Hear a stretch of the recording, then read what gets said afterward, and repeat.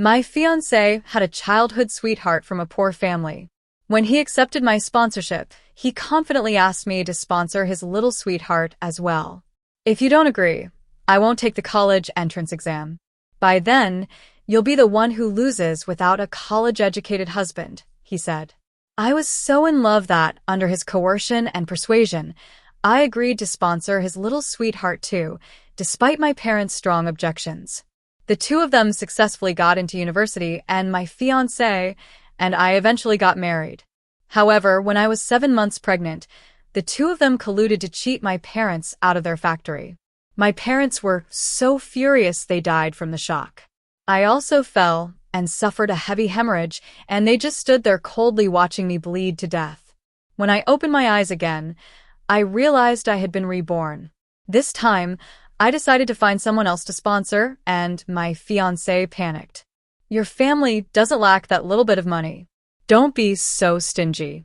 If you're going to sponsor, then sponsor both of us. Diana and I are like siblings.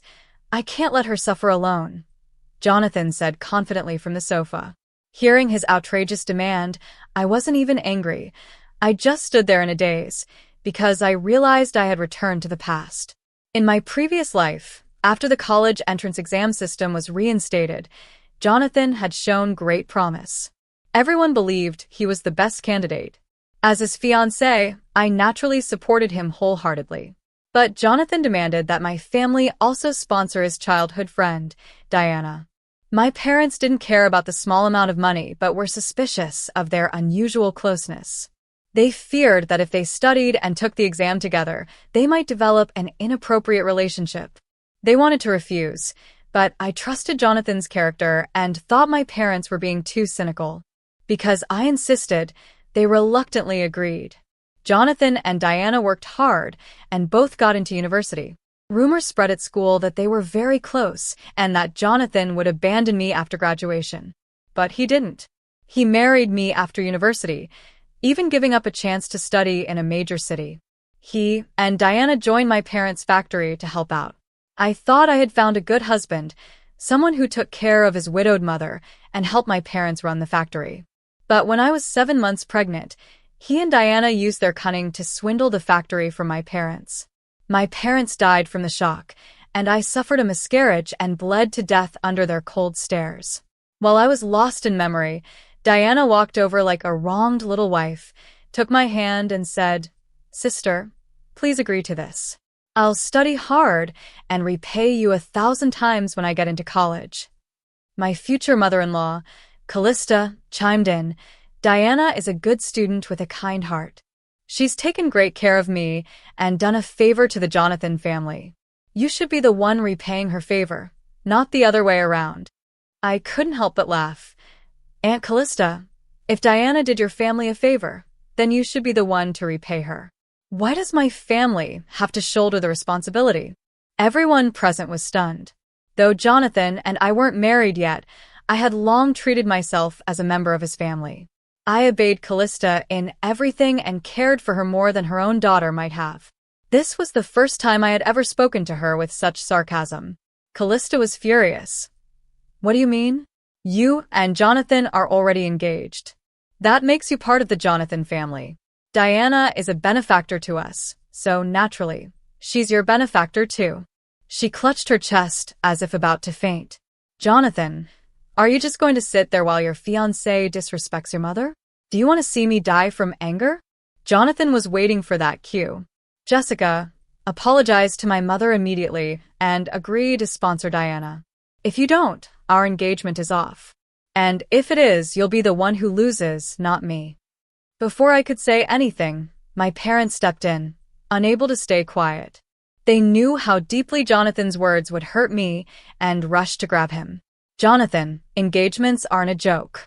You can't just cancel it like this. Let's not escalate things. We'll discuss the sponsorship again later." Seeing how humble and pleading my parents looked, I almost cried. In the 1980s, when sons were valued over daughters, they had raised me like a precious little princess, almost isolated from the harshness of the world. That's why I believed in the goodness of people and trusted Jonathan, which only ended up hurting them. Seeing my distressed expression, Jonathan looked a little smug. He knew how much I loved him and must have assumed I was heartbroken and terrified of losing him. Honestly, he had reason to think so. I used to be so devoted that even the thought of him being angry or ignoring me would send me into a frenzy of trying to please him. We were childhood sweethearts. My parents, knowing how much I liked him, cared for him like their own, providing for him as he grew up without a father, looking after everything from food to school. His family was poor, mine was wealthy, and I was obedient and loyal. When my parents proposed the engagement, Jonathan didn't object. Now, he sat down again and looked at me mockingly. Jessica, stop pretending to be pitiful. I'm not falling for your act. If you don't clear this up today, our engagement is over for real. You all know I'm more than capable of getting into university. And even though your family has money, don't forget that everything except education is worthless. I'll say it one more time. Either your family apologizes and sponsors both Diana and me, or I won't take the entrance exam. The one who will suffer from that decision isn't me, it's you. Hearing this, I had to take several deep breaths to control my urge to beat Jonathan to death. I kept telling myself that the time wasn't right yet, so I answered calmly, "Okay, I agree." After I said that, Jonathan relaxed and smirked. You're finally thinking straight. Since you've agreed, hand over the money now. I need to take Diana to buy some review materials. Make sure it's a generous amount. Don't be stingy. I also have to buy Diana some clothes and daily necessities. Diana's eyes were full of pride as she said, "Thank you, sister." There were quite a few onlookers around. Seeing how obedient I seemed, they couldn't help but start commenting. Women should be this obedient. Even if you're the daughter of a factory director, it's no different. Ha ha ha. Jonathan is really good at managing his wife. You still need to give him a son.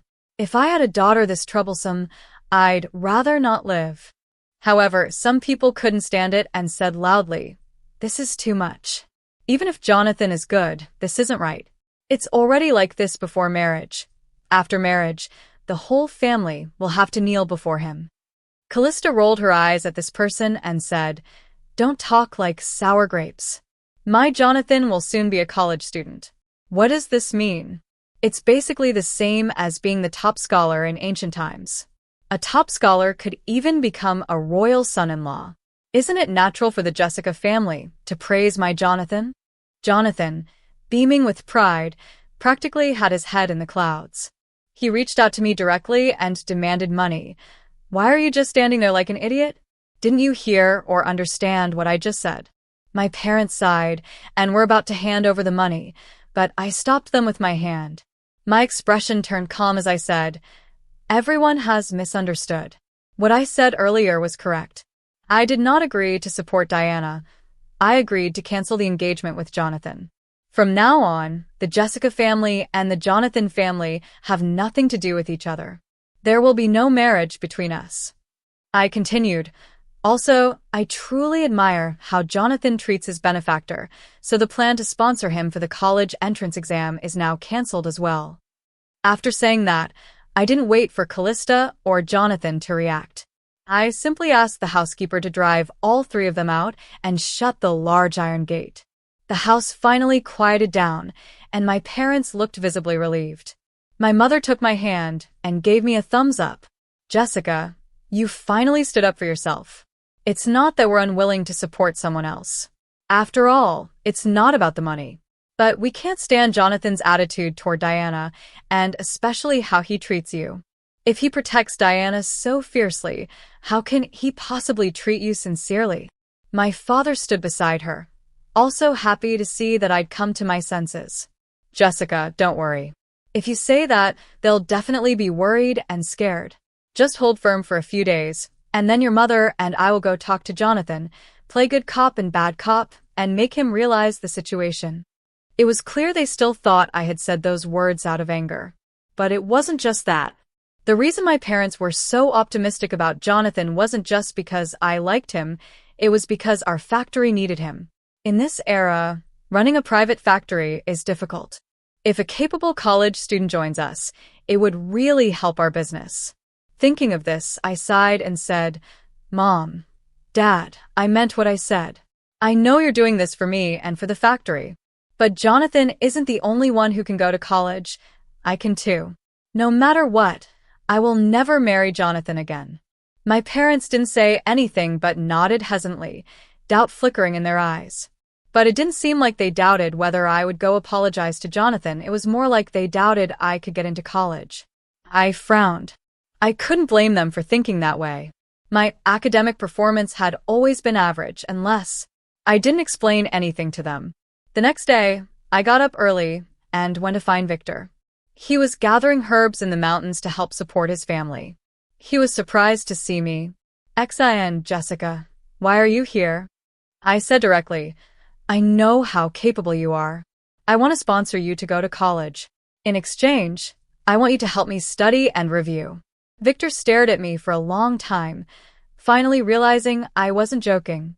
He probably already knew what had happened in my family yesterday, so he didn't hesitate. Okay. With Victor's agreement, I finally felt relieved. Victor is the top scorer in next year's college entrance exam.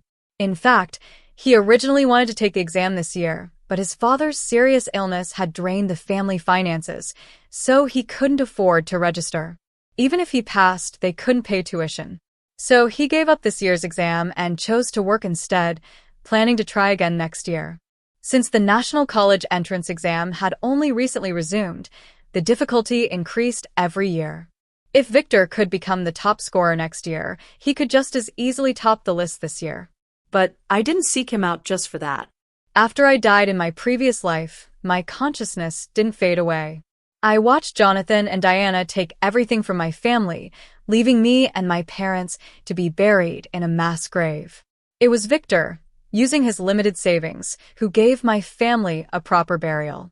After he became the top scorer, he used his influence to seek justice for us. That was when I realized that Victor had always silently liked me. He just thought he wasn't worthy and never said anything. So, whether for my family's factory for his kindness or for my own sake, I wanted to help him. Of course, it was also to help myself. After deciding to take the college entrance exam, I began studying with Victor every day. For convenience, I arranged for him to live at my house. Studying was hard. I wasn't naturally talented, but I understood the value of hard work. While others studied 10 hours a day, I studied 16. Aside from sleep, I even read during meals. Victor and I didn't step outside for days, but outside, trouble was brewing. To avoid distracting me, my parents didn't tell me. But Jonathan and Diana couldn't sit still. They came to my house again, pointed at my face, and yelled, "Jessica, don't you have any shame? I'm your fiancé. What's the point of bringing other men back home to live? Do you still take my fiancé seriously?" Hearing this, I laughed out loud. "You're mistaken, Jonathan. Our engagement was canceled a long time ago. You said it yourself. Have you forgotten?" Jonathan's face darkened. For him, coming to my house like this was already a sign of him swallowing his pride, but instead of using that to my advantage to back down, I made sarcastic remarks. Diana looked embarrassed and forced a smile. "Sister, I know you only like Brother Jonathan, and you pulled Victor along just to irritate him." Seeing that I didn't respond, Diana got anxious. "You should apologize to Brother Jonathan right away, promise to continue supporting him, and agree to his request. I'm sure he'll forgive you. Otherwise, if he doesn't, your engagement will truly be over." I rolled my eyes at Diana and ignored her, turning instead to Jonathan with a surprised expression. How can an already invalidated engagement be cancelled again? Victor and I are getting married soon. Don't tell me you're still waiting for us to get engaged again. Jonathan and Diana were stunned. Unsure whether I was telling the truth, they said in unison, "What? How is that possible? You're joking, right?" Jonathan's righteous expression faded, replaced with panic. "We had such a good relationship. How could you just cancel the engagement like that? And this Victor, how is he worthy of you? His family is penniless," and, at this point, Jonathan suddenly stopped, looking embarrassed. Victor really was penniless, but Jonathan wasn't much better. To be honest, although Victor was poor, he didn't come with baggage. Jonathan, on the other hand, had a widowed mother who relied on medicine and a clingy girl like Diana constantly by his side.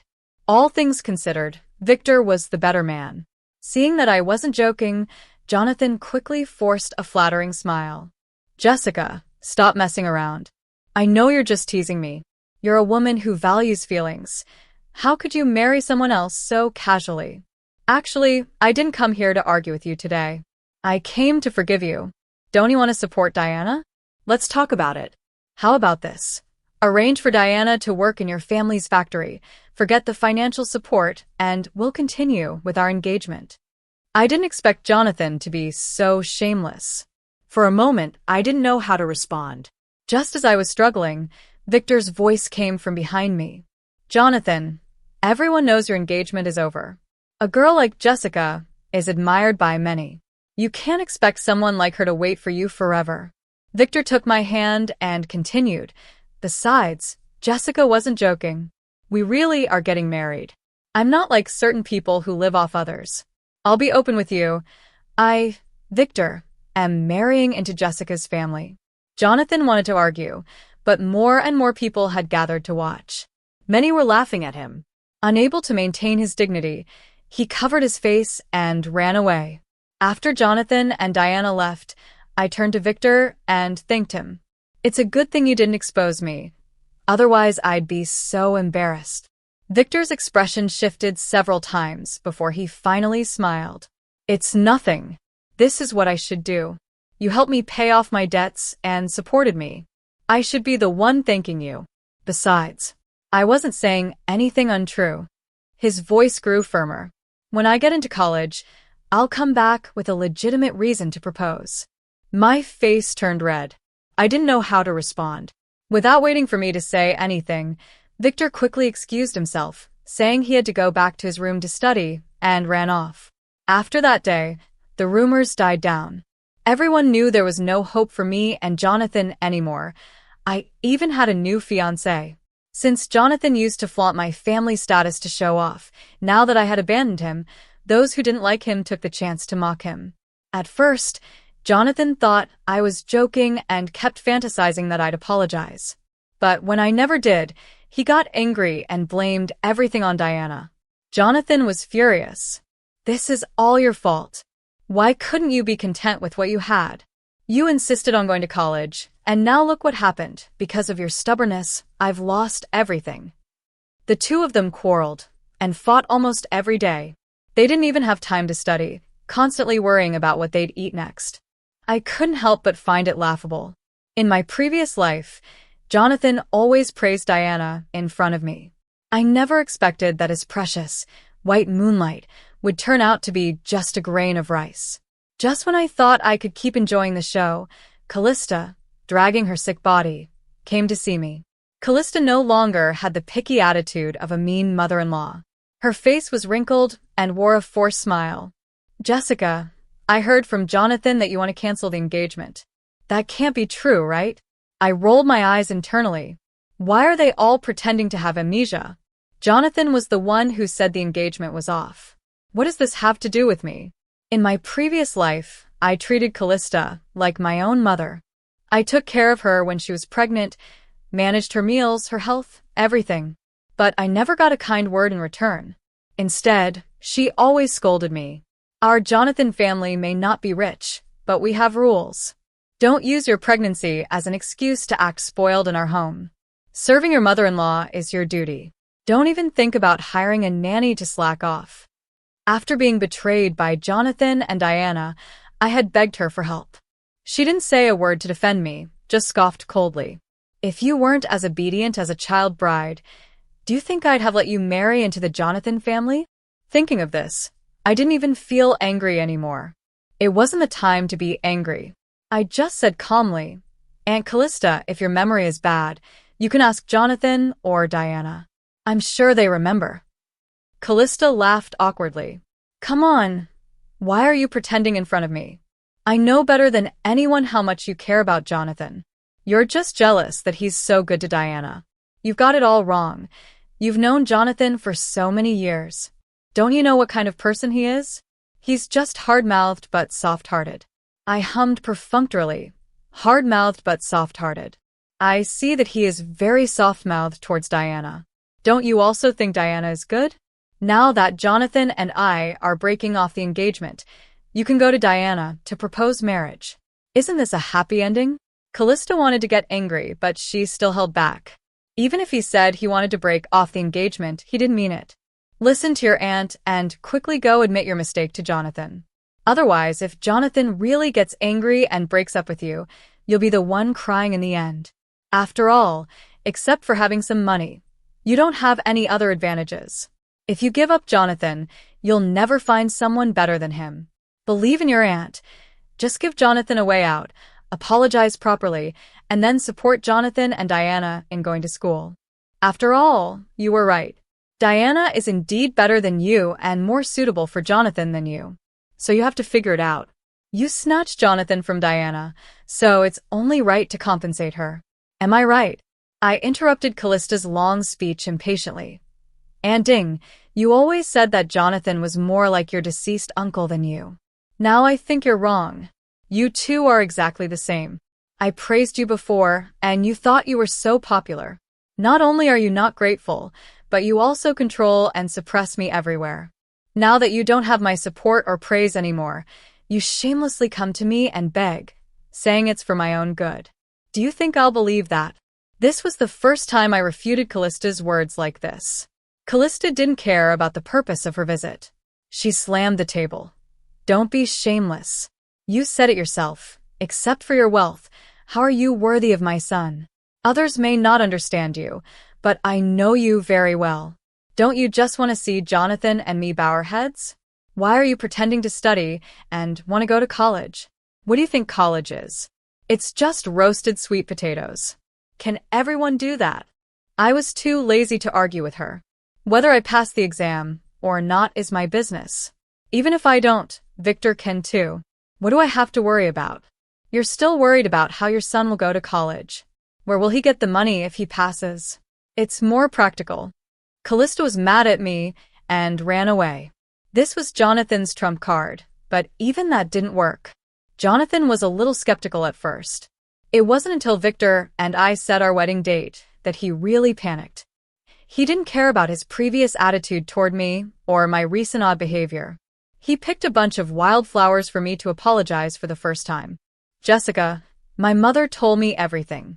I always thought you were joking, but I didn't expect you to be really angry and even plan to marry Victor. Although this matter is your fault, I am a man and I have to pamper my wife, so I bow my head. Even if this matter is my fault, as long as you separate from Victor and continue our engagement, I promise you that I will never have anything to do with Diana. I will only love you. If it had been me in my previous life, I guess I would have been moved to tears. In my past life, Jonathan and Diana were very ambiguous in front of me. It's not that I didn't get angry, but I didn't quarrel or make a fuss. But all I got was cold violence. Jonathan said I was too jealous and disgusting. Diana even wanted to commit suicide, saying I ruined her reputation, making me anxious all day. Seeing that I didn't say anything, Jonathan continued, "This is already my biggest concession. If it were anyone else, it would be impossible to do this. Now, there's really not much time left for me to register. Don't make a fuss and don't do anything you'll regret. Also, if you don't believe me, I am willing to marry you before I get into college." As soon as he finished speaking, Victor ran out of the house and punched Jonathan directly. "Jonathan, if you keep pestering me like this, it won't be as simple as a punch." Jonathan bullies the weak and fears the strong. Seeing the furious Victor, he didn't dare to say a word. He almost ran away, crawling while running, and said stubbornly, "You'll regret it." After this, Jonathan and the others never came to see me again. Victor and I also took the college entrance exam as scheduled. I thought Jonathan wouldn't take part, but I didn't expect to see him in the exam room. But it didn't matter that I saw him. After reviewing for a period of time, Victor and I were very confident that we would get into college. On the contrary, Jonathan, without me buying review materials for him or helping him, whether he could get in was still uncertain. The results of the college entrance exam weren't out yet, but Victor and I arrived at the wedding first. As soon as the wedding started, Jonathan brought Callista and Diana to the wedding scene. Jonathan found a loudspeaker from somewhere and pressed the PA function as soon as he came in. Jessica, you're fickle. Just because you think I'm poor, you broke off the engagement with me and married someone else. You're simply not human. Victor, you clearly knew about Jessica and me, but you stole her and became her son-in-law. You've brought shame to all men. If your parents knew about this, I guess they wouldn't be able to hold the coffin lid down. Although the people who came to the wedding were all my relatives and friends, they also knew about the grievances between Jonathan and me. But knowing was enough. Everyone still couldn't help but discuss it among themselves.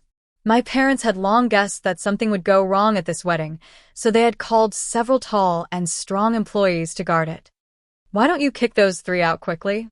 But I stopped my parents. After my rebirth, I didn't do anything to the Jonathan family. It's just that people should fend for themselves. It's not because I'm weak, nor do I intend to let them go, but the time hasn't come yet. I must first ensure that my life is complete before I can take revenge on Jonathan. But now the time has come, so I smiled and said, "Wait, guests are guests. There's no reason to kick guests out." Seeing that I was so sensible, Jonathan smiled instantly. "I knew you couldn't be so heartless to me. Victor is just your tool, right? You specially prepared this wedding because you knew I would definitely come. Then you could take advantage of the situation to tell everyone that you love me, right?" As Jonathan spoke, he walked to my side, lowered his voice, and whispered in my ear, "I'll give you a chance. As long as you're willing to marry me, I won't pursue anything in the past. If you are not willing, then I don't suggest you create some rumors to ruin your reputation.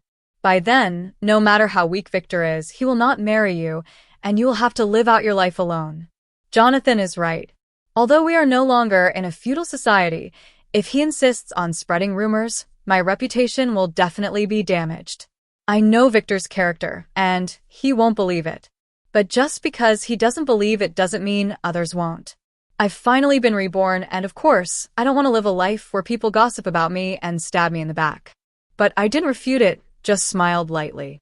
Callista also sighed in relief. "I knew it, Jessica. You're not that kind of person. We adults are generous and willing to forgive you and Victor for acting. Victor, come down quickly and take off your groom's coat and give it to my son. Don't worry, when my son and Jessica get married, you will be the matchmaker, and I won't treat you unfairly." Victor looked at me worriedly. I was afraid that he would misunderstand, so I quickly took his hand and gave him a comforting look. Then I said to Jonathan and Callista, "You're dreaming. I let you stay because I want everyone to know who you are, so I don't have to explain it later. It also prevents some villains from throwing dirt on me behind my back." I took the microphone from the MC and explained to everyone. In fact, everyone probably heard about the matter between Jonathan and me to some extent.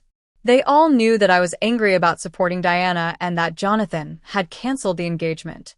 Jonathan quickly said, "Those are all misunderstandings. My mother and I have explained and apologized to you. Canceling the engagement was just a joke. Don't use chicken feathers as arrows here. Besides, even if I really said it, it's only been half a year and you married someone else. That shows you had two hearts when you were with me." I didn't explain what two hearts meant, I just said, "That's right." The mother and son of the Jonathan family explained to me and humbly begged for my forgiveness, but I didn't forgive them. That's because I know very well that Diana and Jonathan are not innocent at all. My fiancé, whom I carefully selected, actually did such a thing. I was exhausted, so I married someone else. Nonsense. Jonathan's face turned red with anger.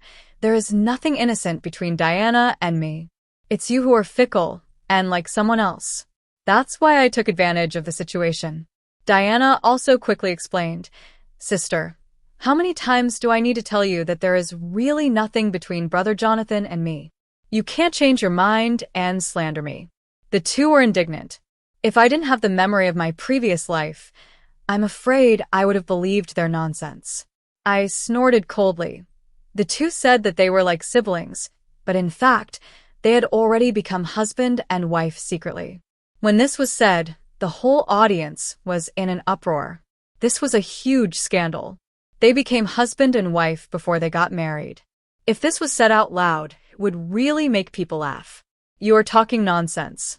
Diana was so angry that she trembled all over. If you spread rumors like this, I can sue you for spreading rumors. I smiled. I didn't spread rumors. I have witnesses to prove it. When they heard me mention witnesses, the Jonathan family and Diana all laughed. Even the relatives and friends who attended the wedding were speechless. Jessica, don't talk nonsense. Where can you find witnesses for this kind of thing? Even if the two of them really have something, they can't let others know. You're spreading rumors by talking nonsense like this. It's really a rumor. You'd better shut up quickly. Facing the discussion of the crowd, my parents and Victor also advised me, forget it, don't bother with them. But I didn't say anything nonsense. In my previous life, I had a miscarriage and was on the verge of death. Diana squatted down and sneered. Do you know why you got pregnant? It's because I wanted you to know what it feels like to lose a child. After the college entrance examination that year, I accidentally got pregnant. Originally, Jonathan and I wanted to elope, but you were willing to give money, which made our plan to elope impossible. In order to get revenge, I had to abort the child. It was because of this memory that after my rebirth, I kept sending people to secretly follow Diana, wanting to see if she would get pregnant again, unexpectedly. Fortunately, fate was on my side. Thinking of this, I said loudly, "The witness is Director Liu of our Women's Health Center." Director Liu, you should still remember Diana and Jonathan, right? Director Liu hesitated a little, but still stood up. I remember. The two came to the hospital for a checkup the day before yesterday. They were indeed pregnant. Although I don't know if the child is Jonathan's, looking at the looks of the two, you should be right. Diana didn't expect the fire to burn on her head. She wanted to run away in shame and annoyance, but tripped on the steps at the door and fainted from the fall. She bled directly from the fall, which completely proved what Director Liu and I said. Jonathan and Callista's faces changed drastically. They didn't know how to refute it at all. After all, the child was irrefutable evidence. And from Diana's appearance, anyone who had experienced it could tell that she had had a miscarriage. Jonathan made a prompt decision and pointed at Diana, saying, "She seduced me. I just made a small mistake. I didn't want that child. Jessica, believe me, I'm innocent." Callista also agreed. "Yes, Jessica. It doesn't matter if a man makes a small mistake. Besides, you have been the daughter-in-law of the Jonathan family for a long time. You can't marry someone else. I can prove it. I prove that you and Jonathan are also husband and wife. Victor, if you marry her, you will be cuckolded. If you said this earlier, maybe some people would believe it. Now it's obvious that you are just desperate and biting randomly. So not only does no one believe it, but everyone also laughs at it." My parents looked at Victor with some concern. "Victor, what Jonathan said just now is nonsense. Jessica is not that kind of person. You must believe in Jessica." Victor firmly held my hand and said, "Mom and Dad, don't worry. I understand Jessica's character, and I will not doubt Jessica because of other people's nonsense. It is my blessing to marry Jessica." Maybe they are afraid that my parents will still doubt it. Victor quickly continued, "So, no matter what Jessica did in the past, I will not care." Mom and Dad nodded repeatedly, praising Victor for his responsibility. Jonathan and Callista wanted to struggle, but I smiled and said, "You still have to look at Diana. If someone is killed, you will be too late." Perhaps they were afraid that Diana would get into trouble. The mother and son from the Jonathan family had to take Diana to the hospital. My wedding with Victor was completed successfully, without any disturbances. 18. It wasn't until the third day after our wedding that we learned about the aftermath of the Jonathan family's departure. Diana fell, miscarried, and bled heavily, losing her fertility. Jonathan was also ridiculed by everyone. Some even said that Jonathan had a bad character and shouldn't have been admitted to university in the first place. Callista lost her grandson and watched as her son became a person whom everyone despised, and everyone wanted to kill him. He was so anxious and angry that he had a heart attack and fainted. In fact, he could have survived with timely rescue, but Jonathan had no money. He borrowed from everywhere, but the news of his wedding spread quickly. Everyone knew his character, and no one would lend him money. He faced one obstacle after another and could only watch as Callista died. Before her death, Callista kept holding Jonathan's hand, saying, "It's all Diana's fault. If it weren't for her, you would have been the son-in-law of the Jessica family. How could it have come to this?" Jonathan took these words to heart and hated Diana deeply. However, Diana didn't know this and forced Jonathan to marry her because she couldn't have children. Of course, Jonathan didn't want to. But Diana directly threatened to call the police and sue him for hooliganism. Exhausted and unable to take it anymore, Jonathan violently beat Diana. He didn't care about the severity of his actions and ended up beating Diana to death. As a result, Jonathan was sentenced to death for murder. On the day of his execution, Victor and I received our college admission letters. I worked really hard and was accepted into the same university as Victor. Over the next few decades, Victor and I maintained a stable relationship. We took over my parents' factory, which allowed them to retire early and travel. We also had a pair of well-behaved children and were very happy.